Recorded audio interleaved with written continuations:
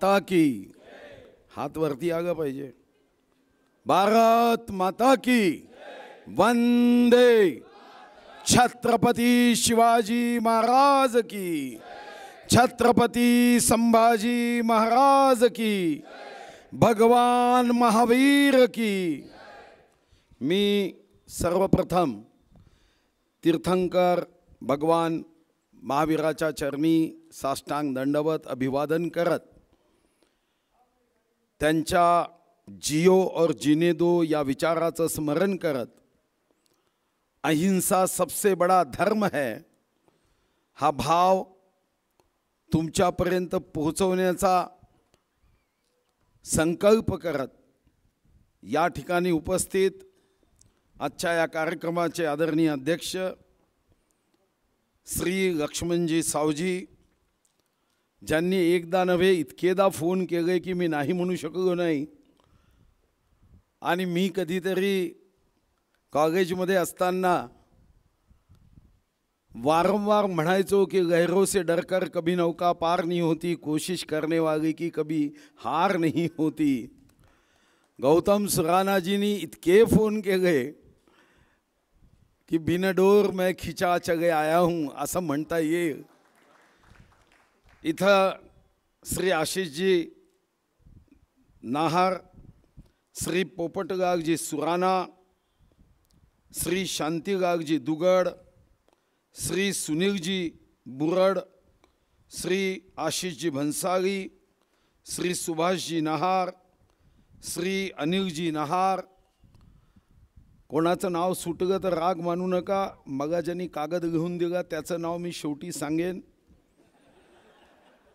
पण इथं उपस्थित माझ्या इतर सर्व मान्यवर प्रिय बंधूंनो आणि भगिनींनो, खरं तर मी येताना इतक्या दूर येण्याचा आणि चंद्रपूरहून नाशिक जायचं म्हटल्यावर एक दडपण होतं. पण इथं आल्यानंतर ते एका सेकंदात दडपण निघून गेलं. जेव्हा श्री सुरानाजी असं म्हणाले की जो या व्याख्यान मागेगा येतो त्याचं प्रमोशन होतं. पण दडपण तर निघालं, पण शंका राहिली.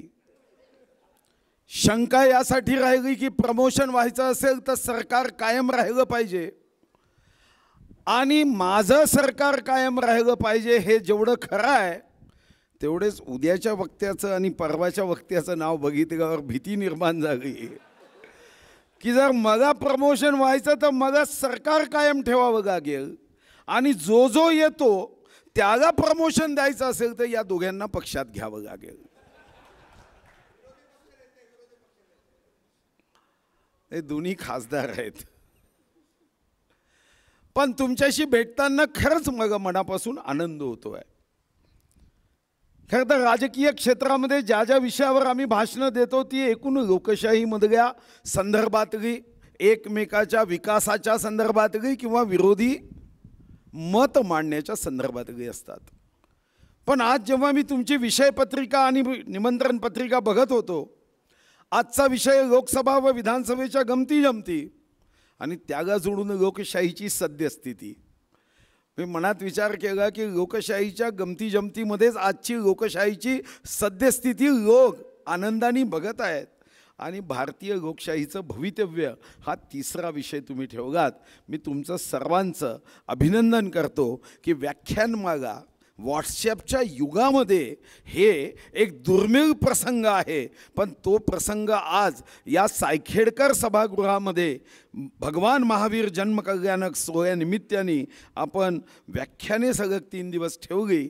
आपल्या सर्वांनाही मी मनापासून धन्यवाद देतो. आपण जसं सांगितलं की या व्याख्यानामध्ये जो येतो त्याचं प्रमोशन होतं. पण माझा अनुभव मी सांगतो, जो माझं व्याख्यान ऐकतो त्याचंही जीवनामध्ये प्रमोशन होत असतं, हे मात्र मी निश्चितपणे सांगतो. खरं तर आजचा विषय असा होता की जो माझ्यासाठीही नवीन आहे. नवीन आहे याचा अर्थ अशा विषयावर मीही कधी भाषण दिलं नव्हतं.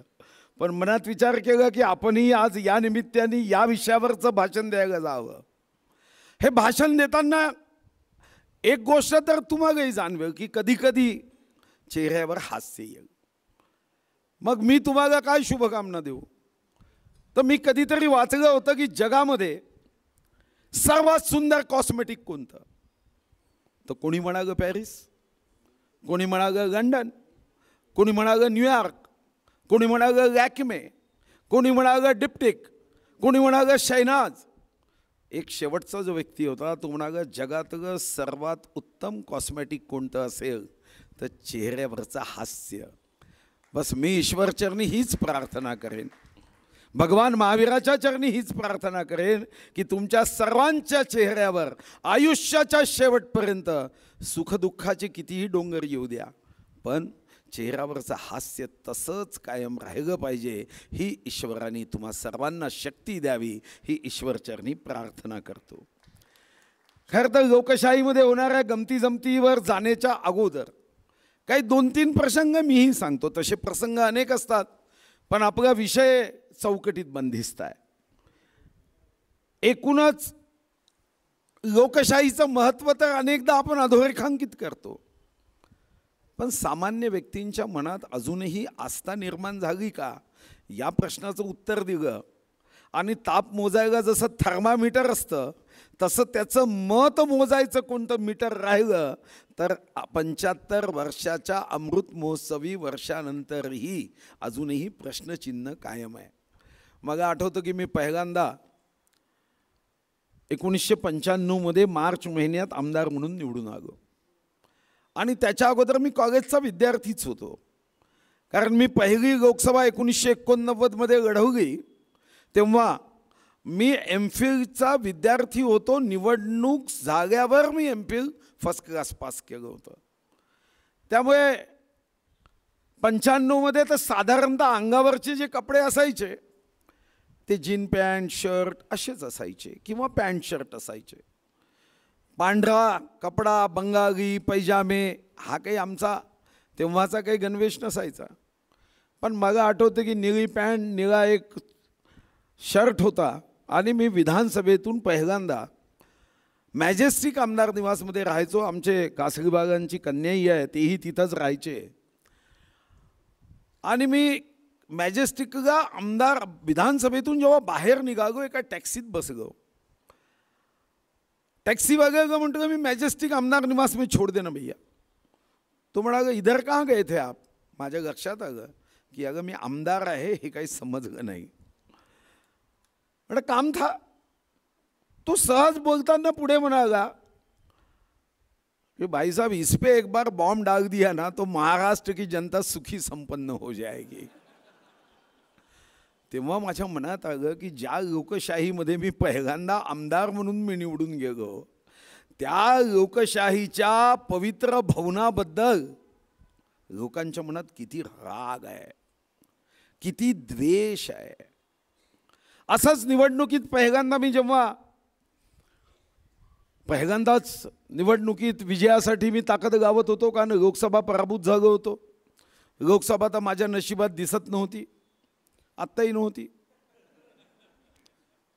पण मी म्हणतो 95ची विधानसभा जिंकली पाहिजे. आणि मग भाषण देताना एक शेनगाव नावाचं गाव होतं. त्या गावामध्ये भाषण देताना मतदारांना प्रभावित आणि आकर्षित करावं म्हणून मी सहज भाषणात म्हणालो की तुम्ही मला एकदा निवडून द्या, तुम्ही जे म्हणाल ते काम करण्यासाठी मी पूर्ण शक्तीपणा लावेन. आता हे स्वाभाविक आहे, कोणीही निवडणुकीत असंच म्हणणार आहे की मला निवडून द्या, मी पूर्ण तुमचं काम करण्यासाठी पूर्ण शक्तीपणा लावेन.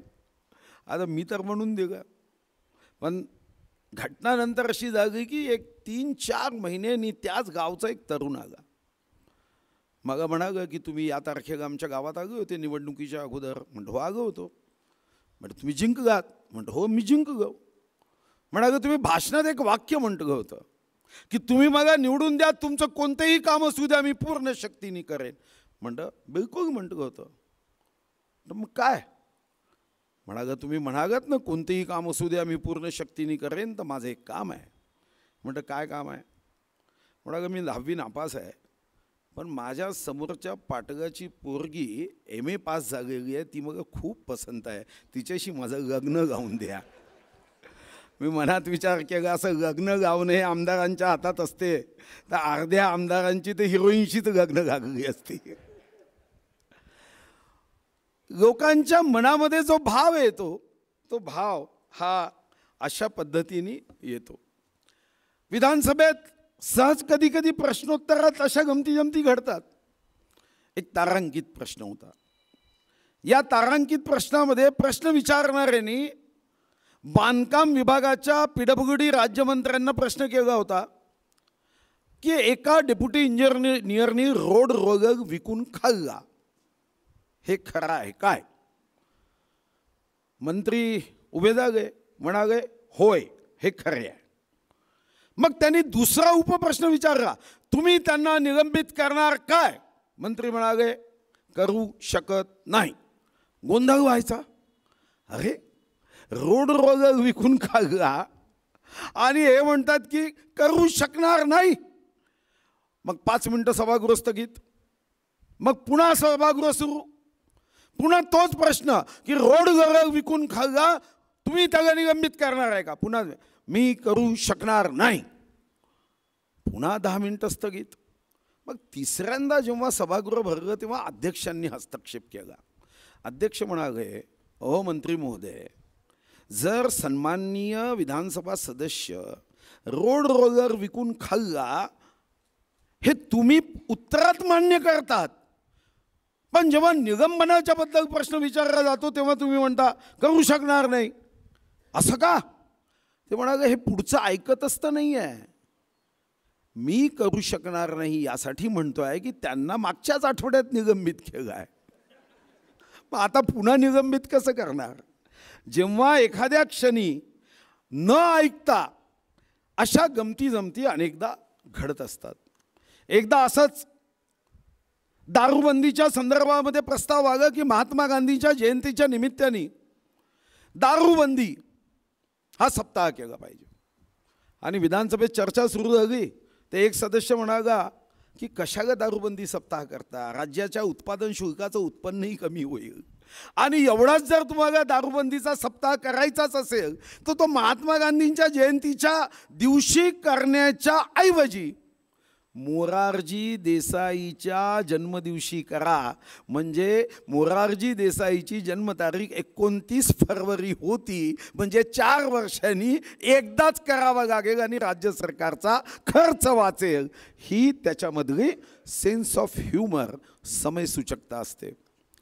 आणि समयसूचकतेमध्ये आपण नेहमी म्हणतो की जगामधलं सर्वात मोठं उदाहरण कोणतं, तर ते चर्चिलच्या ड्रायव्हरचं सांगितलं जातं की समयसूचकतेमध्ये सर्वात, ज्याला आपण सेन्स ऑफ ह्युमर म्हणतो, समयसूचकता.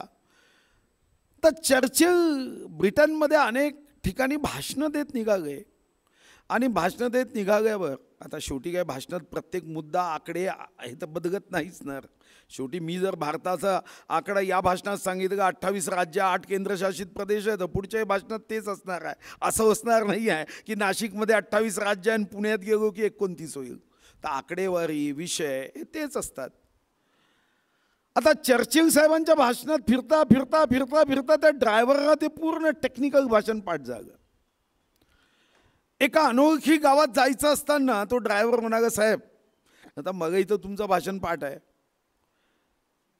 तुमच्याऐवजी मी चर्चिल समजून जातो, कारण या गावात फारसा, तेव्हा काही फार TV असे प्रसंग नव्हते, चेहरे माहीत नसायचे आणि म्हणून तेव्हापासून आत्तापर्यंत जो परिचय करण्याची पद्धत आहे ती अजूनही आहे. साधारणतः आता TV नंतर नेट नंतर परिचय फारसा करायची आवश्यकता तशी नसते.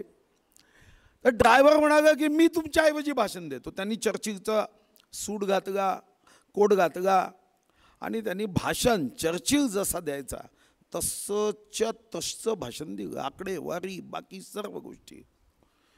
पण ते टेक्निकल भाषण होतं, अर्थशास्त्रावर होतं.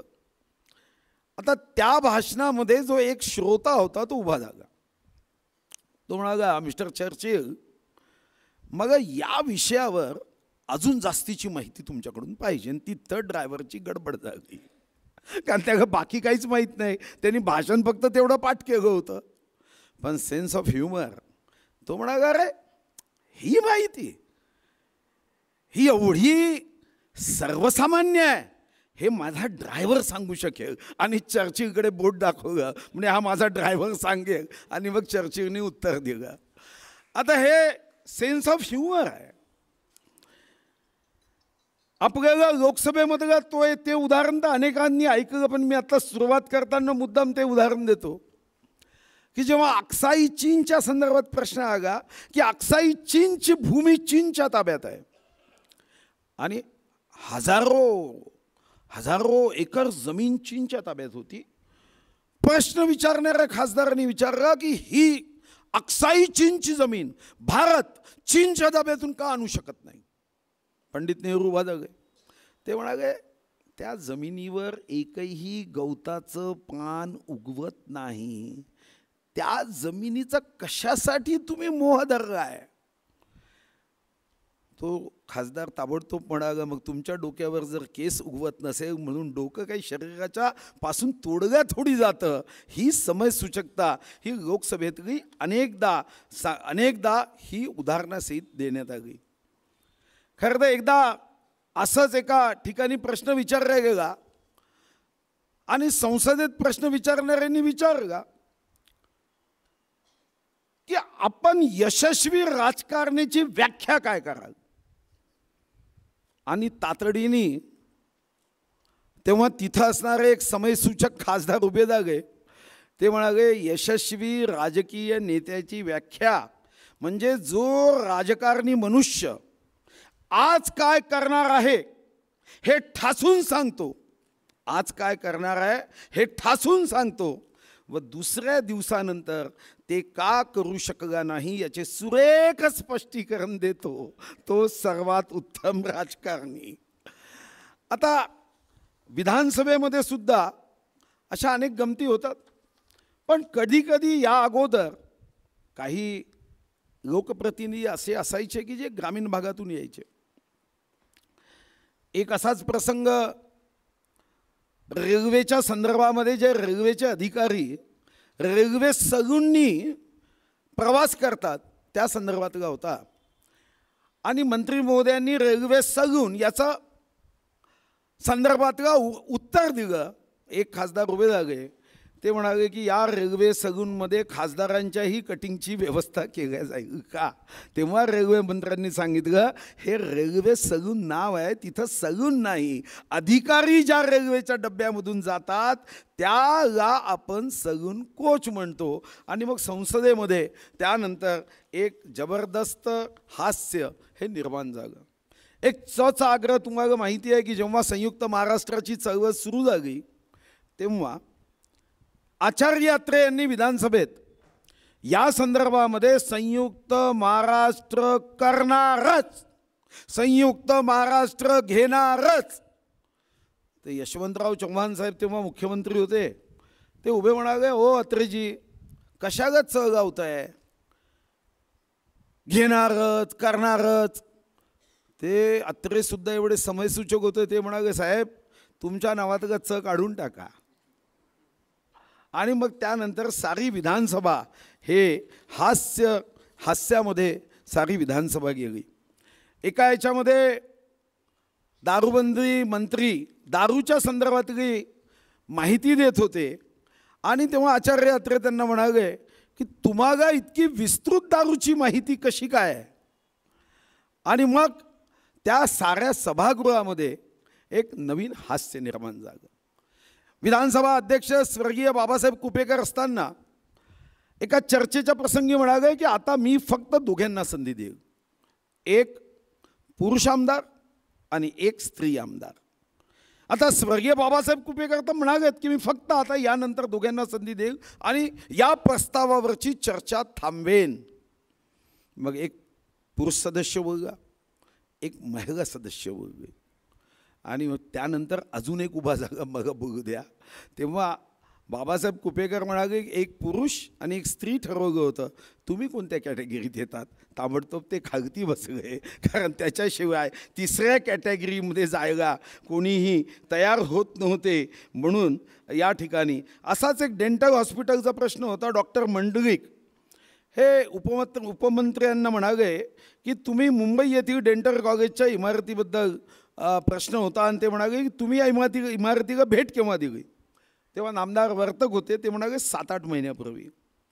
मग कारखानीस म्हणून जे सदस्य होते ते म्हणाले की या ठिकाणी दात काढण्याची जी क्रिया चालते त्या क्रियेच्या भीतीपोटी नामदार उपमंत्री वारंवार तिथे जात नाहीत, हे खरे आहे का.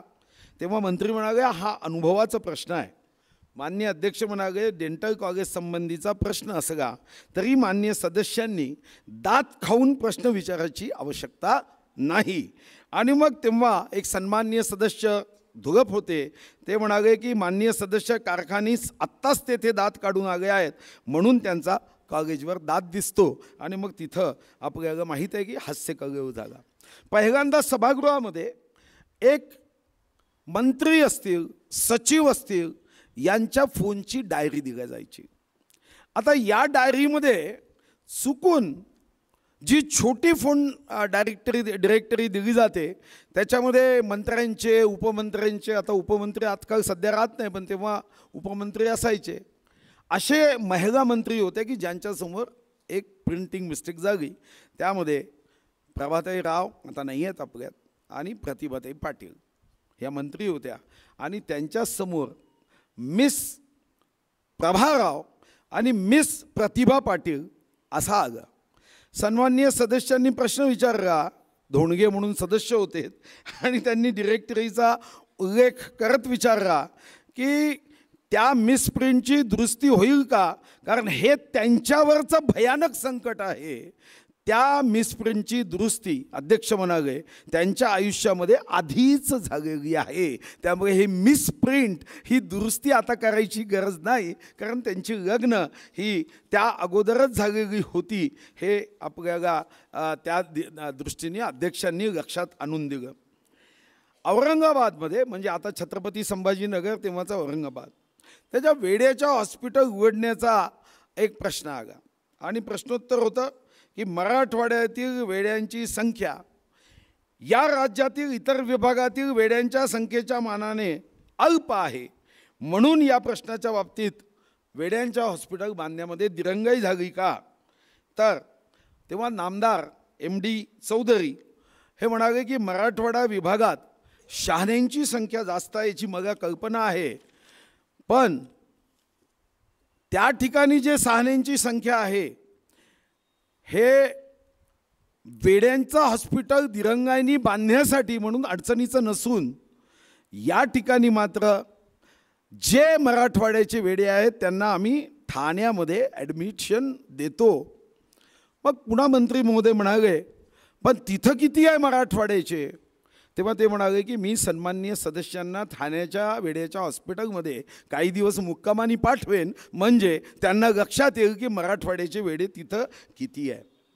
काँग्रेस गवता संदर्भात एकदा प्रश्न निघाला आणि काँग्रेस गवताच्या संदर्भामध्ये एक प्रश्न विचारला की काँग्रेस गवतापासून अनेक चांगल्या गोष्टीचा नाश होतो म्हणजे काय. तेव्हा त्या मंत्री महोदयांनी सांगितलं की ज्याची पाळेमुळे खोलवर रुजली आहे, ज्याला उपटूनही काढता येत नाही त्याला काँग्रेस गवत म्हणावे. आणि मग त्या काँग्रेस गवताबद्दल मग दुसरा एक त्या ठिकाणी उपप्रश्न विचारला गेला की या गवताला काँग्रेस गवत हे नाव वनस्पती शास्त्रज्ञांनी सुचवले आहे, त्यांनी हे नाव सुचवले आहे, त्याला काही शास्त्रीय कारण आहे का. तर मंत्री म्हणाले गुणाप्रमाणे नाव सुचविलेले असावे. या ठिकाणी 2 नावे गवताची सांगितली, एक चटक चांदणी आणि एक काँग्रेस गवत. तेव्हा काँग्रेसला मराठीमध्ये गाजरसुद्धा म्हणतात, म्हणून या गवताचं नाव काँग्रेस गवत किंवा गाजर गवत आहे असं सांगायचं असं नवलकर म्हणाले.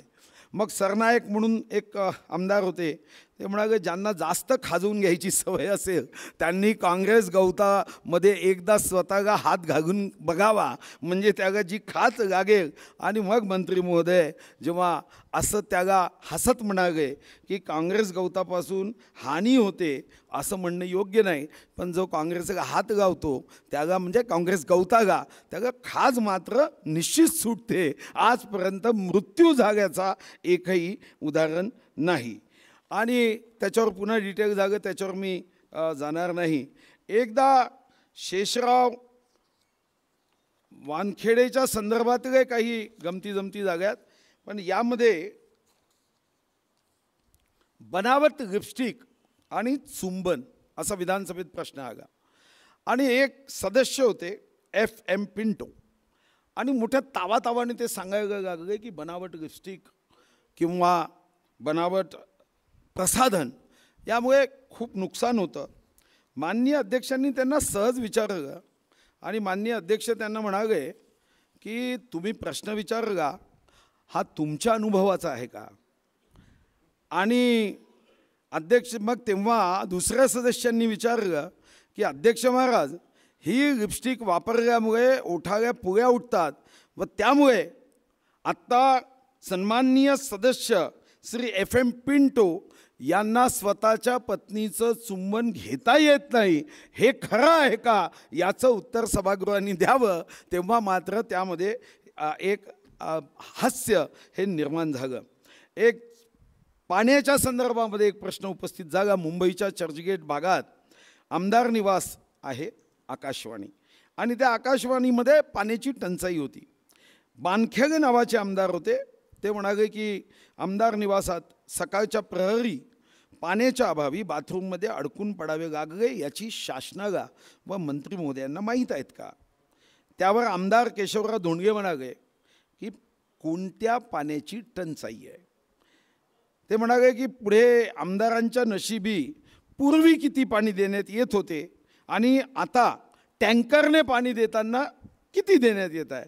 तेव्हा अध्यक्ष बॅरिस्टर वानखेडे म्हणाले की आमदारांना डोक्यावरून पाणी जाईल एवढं पाणी मात्र दिलं जाईल हा विश्वास सभागृहाने ठेवावा.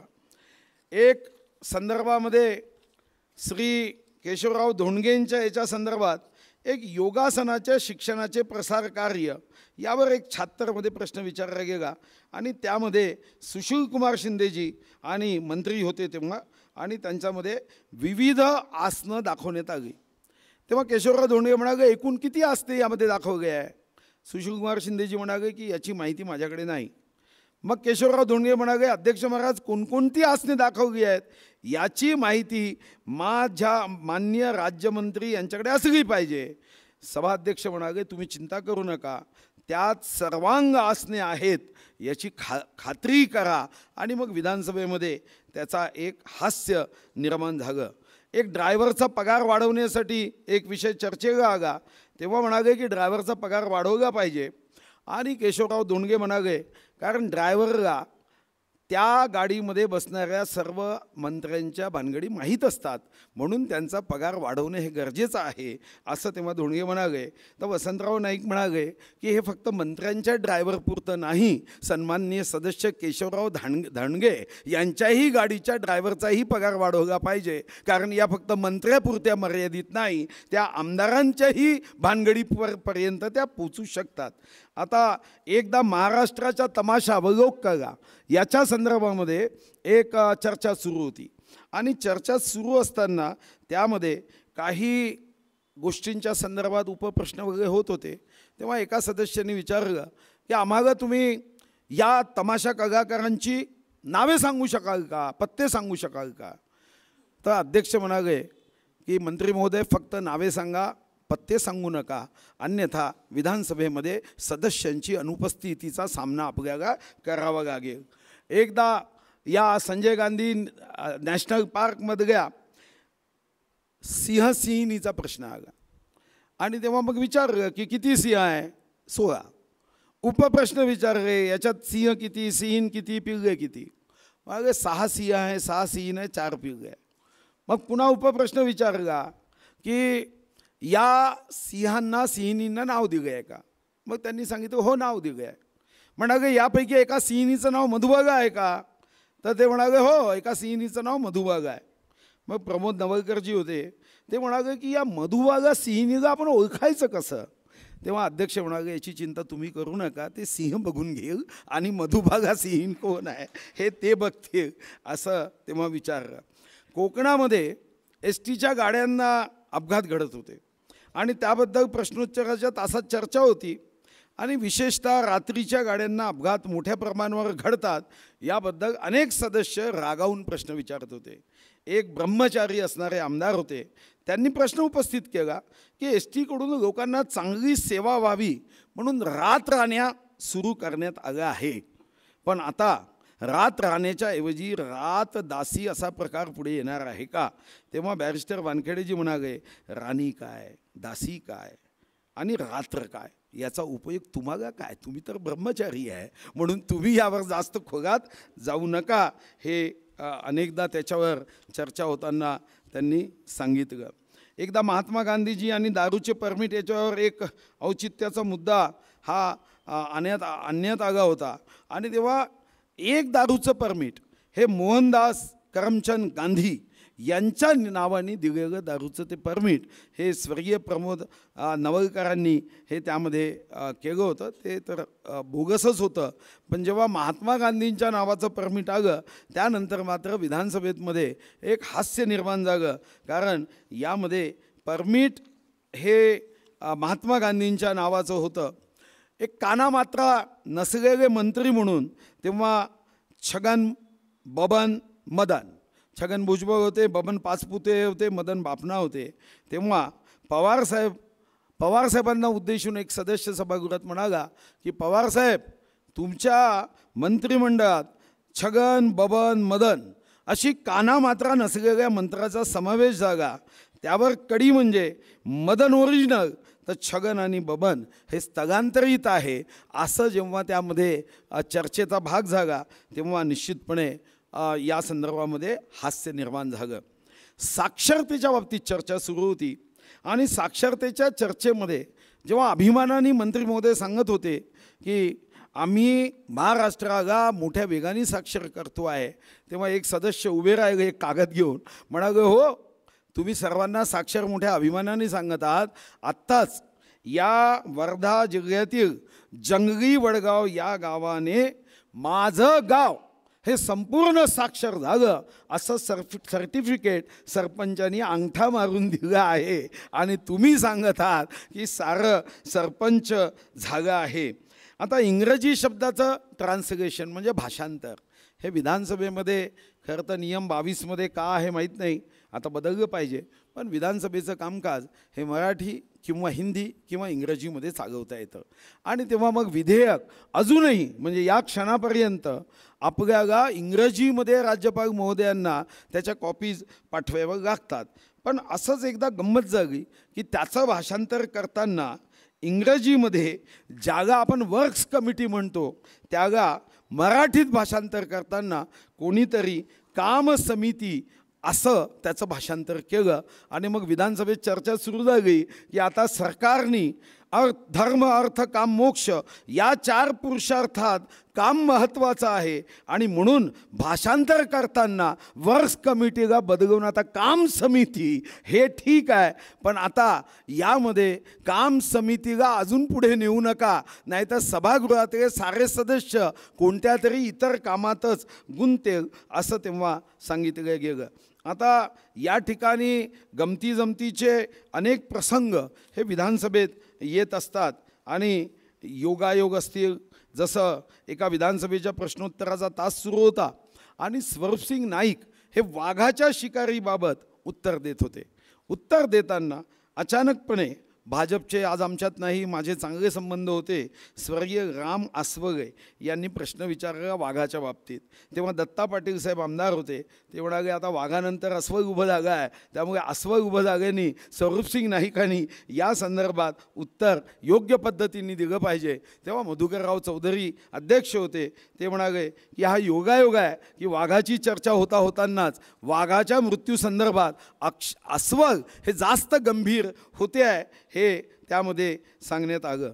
एक प्रश्न होता जो वादळाने ज्या झोपडपट्ट्यांवरच्या टीना उडून गेल्या आणि त्यावर या संदर्भात ज्येष्ठ सदस्य गणपतराव देशमुख यांनी प्रश्न विचारला की या निधीमध्ये नॉर्म बदलणार आहे का. तेव्हा तात्कालिक मंत्री माणिकराव ठाकरे म्हणाले की याचा अभ्यास करून निर्णय घेतला जाईल. तेव्हा गणपतराव म्हणाले, अरे बाबा टीना उडून गेल्यावर याचा काय अभ्यास करायचा आहे की याचे नाम बदलायची की नाही, त्याचं उत्तर हे देण्याची आवश्यकता आहे. एका सांस्कृतिक विभागावर चर्चेच्या प्रसंगामध्ये विधान परिषदेमध्ये रासू गवईजी हे त्याच्यावर जास्त प्रकाश पाडत म्हणाले की मी रसिक आहे, मला काही प्रमाणात या संदर्भातलं सांस्कृतिक क्षेत्राचं ज्ञान आहे. पाडागा पिकगाय आंबा, बिगनची नागिन निघाली, सख्या रे किती रंगा खेळ, अशा अनेक आशयाच्या पंक्ती ते ऐकवायला लागल्या. तेव्हाचे सांस्कृतिक मंत्री विलासराव देशमुख होते आणि त्यांनी सांगितलं की गवई साहेबांची ही पसंती आणि रसिकता हे लक्षात घेऊन गवईंनी काव्य ज्या ढंगाने सादर केलं त्यावरून विशिष्ट विषयाची त्यांची रसिकता ही स्पष्ट होते आहे. गवई साहेब चुकून राजकारणात आले, त्यामुळे महाराष्ट्र एका उत्तम कलावंताला मुकला अशी कोपरखळी तेव्हाचे सांस्कृतिक कार्यमंत्री हे यांनी स्वर्गीय रासू गवई यांच्यामध्ये मांडले. एक अजून गमतीशीर प्रसंग होता की विधानसभेचं अधिवेशन सुरू होतं आणि सभागृहामध्ये एक उंदीर शिरलं. उंदीर शिरून ते इथून तिकडे तिकडून इकडे सर्व सदस्य उभे झाले. मग एका सदस्यांनी उपप्रश्न केला की आपल्या विधानसभेत इतकी सिक्युरिटी असताना हा उंदीर या सभागृहामध्ये कसा काय पोचला. तर दुसरा एक सदस्य उभा राहून म्हणाला की आता बाहेरचं खाऊन तुम्ही लोकांनी इतकं फस्त केलं की उंदरांसाठी काही ठेवलं नाही, म्हणून तो आता सभागृहापर्यंत पोचला. हा गमतीचा भाग हा सत्तारूढ पक्षाला अतिशय झोंबला. आणि एक कुमारी जोशी हा दुसरा प्रसंग होता की कुमारी जोशी नावाच्या एका विद्यार्थिनीकडून अतिरिक्त फी वसूल केल्याचा आरोप जनता दलाचे शरद पाटील यांनी केला. तेव्हा स्वर्गीय आज आपल्यात नाही पण आमच्यासाठीही आदर्श होते आणि 5 वर्ष मी त्यांच्यासोबतही काम केलं आहे. माननीय स्वर्गीय मुख्यमंत्री मनोहर जोशी अतिशय सेन्स ऑफ ह्युमर त्यांचं होतं आणि ते म्हणाले अच्छा अन्याय झाला आहे पण तुम्ही चिंता करू नका, तिचं नाव जोशी आहे, तिची फी 100% परत करण्याचं काम हे मी निश्चितपणे करेन. प्राध्यापक एन डी पाटील हे अतिशय विद्वान असे आपले सदस्य होते आणि एन डी पाटील साहेब एका विषयावर त्यांनी टिपण वाचायला सुरुवात केली आणि ते टिपण थोडंसं जरा जास्त दिसत होतं, 20-25 पानाचे.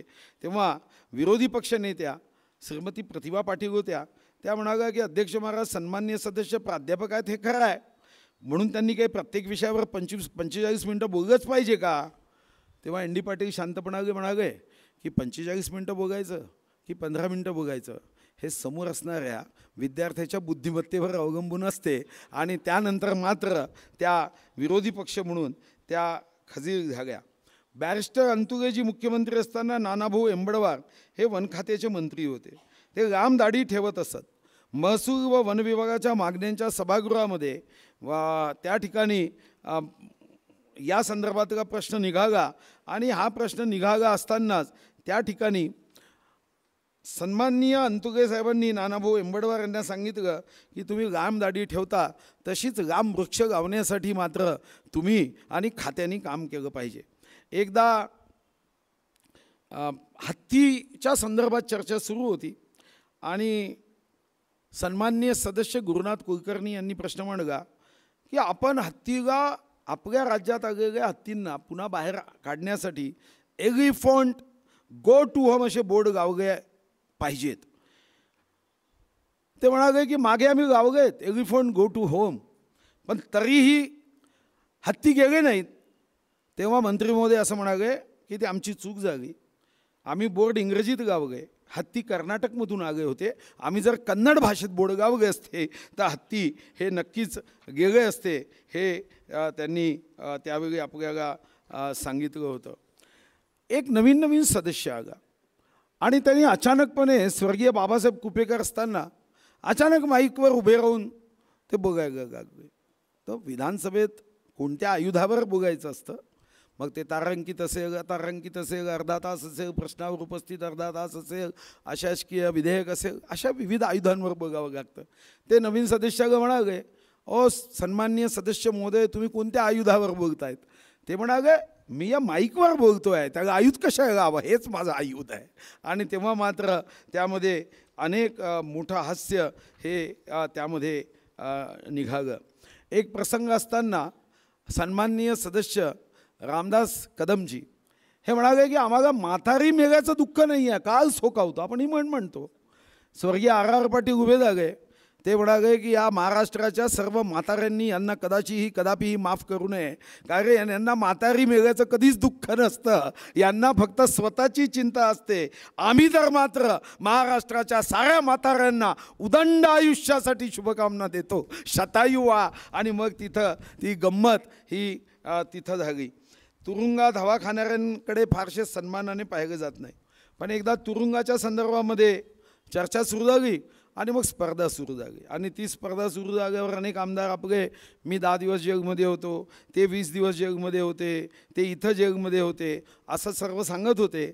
आणि अचानक मग एका सदस्यांनी सांगितलं की आम्ही जेव्हा जेलमध्ये होतो तिथे एक बोर्ड लागला होता की यह वह जगह है जहाँ छोटे मुजरिम को बड़ा मुजरिम बना के बाहर भेजा जाता है. आणि मग मात्र सभागृहाची ती सारी चिंता, सारी जी चर्चा आहे ती अशा पद्धतीने थांबली.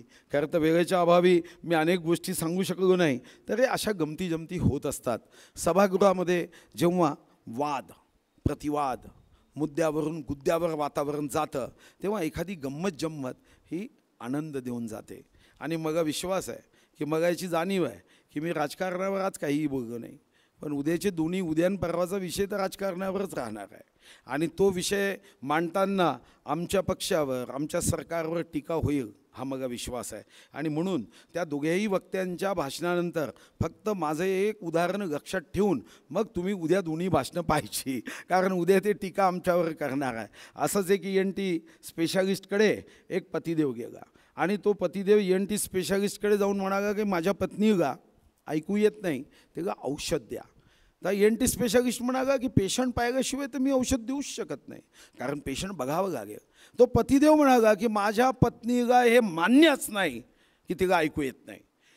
मग डॉक्टर म्हणाला पण मग औषध कसं देऊ? म्हणाला बरं ठीक आहे, तू इतका हट्ट करताय, आग्रह करताय, तू घरी जा, 15 फुटावरून एक प्रश्न विचार, उत्तर आलं नाही 10 फुटावरून विचार, उत्तर आलं नाही 5 फुटावरून विचार, आणि जिथून कुठून तुला उत्तर ऐकू येईल मला येऊन सांग, मग तेवढ्या औषधीची मात्रा मी तुला सांगेन. पतिदेव घरी गेले आणि पतिदेवानी आपल्या पत्नीला उद्देशून म्हणाला जी सुनती हो कौन सी सब्जी बनाई? उत्तर आलं नाही. मग 10 फुटावर गेले, अजी सुनती हो कौन सी सब्जी बनाई? उत्तर आलं नाही. मग 5 फुटावरून तोच प्रश्न विचारला, अजी सुनती हो कौन सी सब्जी बनाई? पत्नी म्हणाली मैं 3 बार से कह रही हूँ भेंडी की बनाई, भेंडी की बनाई, भेंडी की बनाई.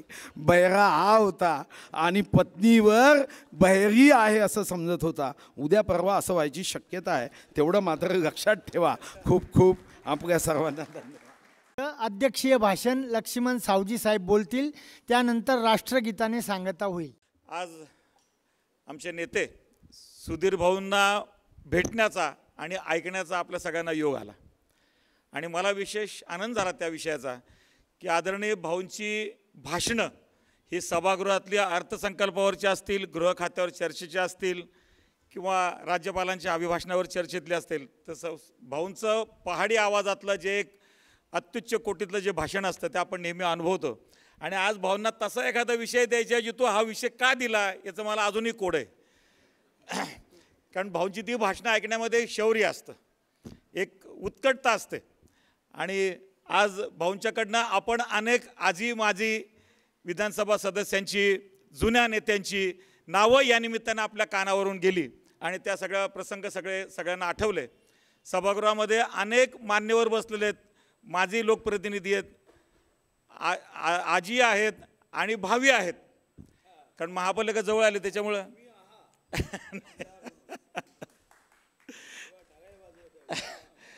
या ठिकाणी व्यासपीठावर अनेक जण उपस्थित आहेत. भाऊंनी सगळ्यांची नावं घेतली आहेत. ज्यांचा सन्मान झाला त्या सगळ्यांना नमस्कार करतो. आणि खरं तर व्याख्यानमाला हा विषय एखाद्या कार्यक्रमाचं आयोजन असतं तेव्हा किती अवघड असतं, महिना कष्ट करावे लागतात, मेहनत घ्यावी लागते, वक्त्यांचं ठरवणं, त्यांचं जाणं येणं आणि सगळं. नाशिक हे विचारवंतांचं, प्रज्ञावंतांचं शहर म्हणून सगळीकडे महाराष्ट्रभर आणि देशभर माहिती आहे. आणि त्यामुळं नाशिकचा जो अभिप्राय असतो सगळ्या कुठल्याही कार्यक्रमाचा हा बाहेर गणला जातो. आणि मग नाशिकला एखादा प्रयोग सक्सेस झाला तर बाहेर नक्की होणार, ही एक वदंत असते आत्तापर्यंतची. त्यामुळे नाशिकला ज्या ज्या व्याख्यानमाला होतात, नाशिकची वसंत व्याख्यानमाला भाऊ 102 वर्ष पूर्ण झाली आहेत वास्तविक. आता ती 1 महिनाभर आहे, 1 मे पासून 31 मे पर्यंत. नाशिकच्या विविध भागामध्ये वेगवेगळ्या व्याख्यानमाला चालतात. परवा नसती उठा ठेवून नावाचं एक मित्रमंडळ आहे आमचं गंगा नरसिंहनगरचं, तिथं 6-7 दिवसाची व्याख्यानमाला होती. मग चैत्र महिन्यातल्या व्याख्यानमाला आहेत, हेमंत व्याख्यानमाला सिडकोमध्ये असते.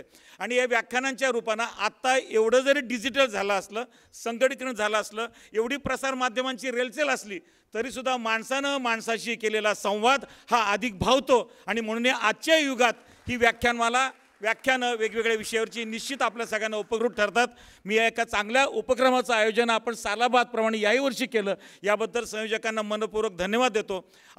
खरं तर भगवान महावीरांच्या जन्मकल्याणक सोहळ्याच्या निमित्ताने व्याख्यानमाला होते. म्हणजे अहिंसा याचं पराकोटीचं तत्त्वज्ञान असलेलं, मानवी आहार, शाकाहार याचं तत्त्वज्ञान असलेलं, जगाला ज्या विचारसरणीची भविष्यात अतीव गरज पडणार आहे असं तत्त्वज्ञान असलेलं. खरं तर आत्ता याचा अभ्यास नीट होण्याची गरज आहे. आत्ता अभ्यासाची दालनं एवढी खुली आहेत, परंतु युवा पिढी मात्र जैन धर्माचं सगळं व्रतवैकल्याचं तत्त्वज्ञान वाचनापासून दूर आहे. हे मात्र मला प्रकर्षानं या ठिकाणी सांगावंसं वाटतं. कारण त्यातली जी तत्त्वं आहेत, त्यातली जे नियामक आहेत, हे सगळे आपण अभ्यासत नाही. आणि चंगळवाद, भोगवाद, आर्थिक रचनेमध्ये संपन्न कसा होता येईल, कमीत कमी दिवसात जास्त श्रीमंत कसा होता येईल, याच्या मागं आपली युवा पिढी चाललेली आहे. आणि त्यामुळं जैन तत्त्वज्ञान हे अधिक अभ्यासण्याची गरज आहे युवा पिढीनं, असं मला पुन्हा एकदा सांगण्याची आवश्यकता वाटते. या कार्यक्रमाच्या निमित्तानं माझ्यासारख्या कार्यकर्त्याला आपण भाऊंच्या कार्यक्रमाच्या वेळेला अध्यक्ष म्हणून या ठिकाणी मान दिला. मी आपल्या सगळ्यांना मनपूर्वक धन्यवाद देतो. आणि भाऊ, आपण जे किस्से सांगितलेत आपले, खरं तर भाऊ म्हटलं की विदर्भ आठवतो, तिकडलं ताडोबा जंगल आठवतं, चंद्रपूरचं लाकूड अमेरिकेच्या सिनेटमध्ये पोचलेलं आहे, ते कोणामुळं पोचलं हे लक्षात घ्या. आणि अशा अनेक विषय, अर्थात आता अमेरिकेत सिनेट घेतलं ना, मग संसदबद्ध आपोआप झालं. पण भाऊंच्या सगळ्या अभ्यासू प्रवृत्तीमुळं आमच्या सगळ्या कार्यकर्त्यांना एक नेहमीच आदर वाटत आलेला आहे, एक आधार वाटत आलेला आहे. कार्यकर्त्यांकडे लक्ष देणारे नेते जे काही 4-5 जण महाराष्ट्रामध्ये आहेत, कारण हे सगळं व्याख्यान म्हटलं की प्रमोदजी आठवतात, व्याख्यान म्हटलं की गोपीनाथजी आठवतात. आणि प्रमोदजींचं नाशिकवरती विशेष प्रेम होतं. नाशिकमध्ये भाषण दिलं की प्रमोदजींना अत्यंत आनंद व्हायचा. आणि त्यामुळे ह्या सगळ्या विषयांचा आलेख आजच्या भाऊंच्या व्याख्यानामुळे आठवला. आणि सर्व कार्यकर्त्याला पुढची एक दिशा अशा प्रकारच्या कार्यक्रमात मिळते. मी पुन्हा एकदा आपण सगळ्यांनी भाऊंचं भाषण झाल्यानंतर सगळेजण थांबलात याबद्दल मनपूर्वक आपल्याला धन्यवाद देतो. आणि संयोजकांना, व्यासपीठाच्या सगळ्या मान्यवरांना नमस्कार करून या ठिकाणी थांबतो. धन्यवाद. जय हिंद, जय महाराष्ट्र.